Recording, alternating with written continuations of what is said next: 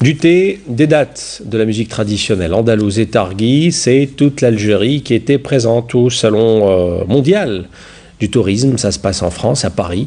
Rafiq Hamidache. Pour sa participation à la 37e édition du Salon mondial du tourisme, l'Office national du tourisme n'a pas lésiné sur les efforts et les moyens afin d'assurer une bonne participation des tours opérateurs algériens. Alors que l'événement coïncide avec la célébration du 50e anniversaire de la fête de la victoire en Algérie. Du thé et des dates accompagnées de musique folklorique au stand d'Algérie, les visiteurs ont apprécié la combinaison harmonieuse reflétant le patrimoine culturel, musical et culinaire d'Algérie, leur faisant vivre un tant soit peu l'ambiance de la destination Algérie à travers les 5 sens. C'est une participation qui est basée sur une présence extrêmement variée et diversifiée de l'Algérie touristique, notamment à travers des troupes folkloriques, des artisans avec des ateliers vivants, les professionnels du secteur du tourisme.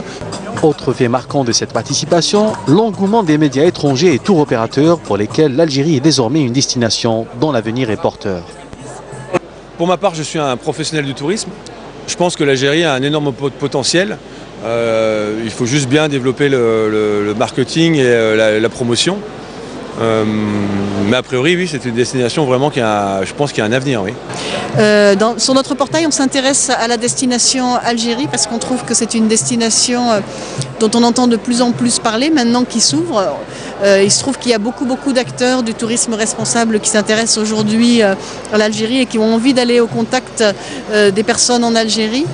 Et donc nous, on essaye aussi de faire un petit peu le relais justement pour parler de cette destination. Je m'intéresse aux rituels de beauté et à toutes les parures traditionnelles, toute la beauté qui est mise en forme par les peuples traditionnels. Et je pense qu'il y a une richesse culturelle en Algérie qu'on connaît peu. Avec un désir nommé désert comme slogan, il n'en faut pas plus à l'ONT pour que les visiteurs français et étrangers tombent sous le charme de ces airs venus du désert.